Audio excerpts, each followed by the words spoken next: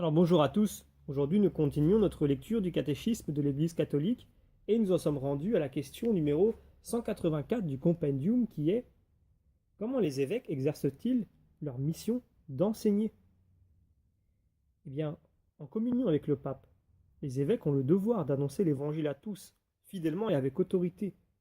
Ils sont les témoins authentiques de la foi apostolique, revêtus de l'autorité du Christ.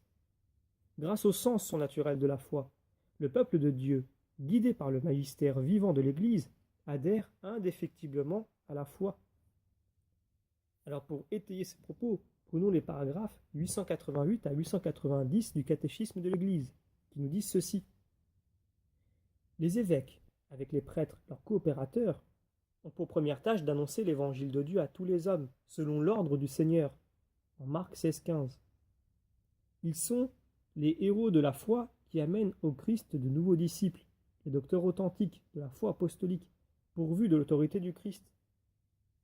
Pour maintenir l'Église dans la pureté de la foi transmise par les apôtres, le Christ a voulu conférer à son Église une participation à sa propre infaillibilité. Lui qui est la vérité. Par le sens surnaturel de la foi, le peuple de Dieu s'attache indéfectiblement à la foi sous la conduite du magistère vivant de l'Église.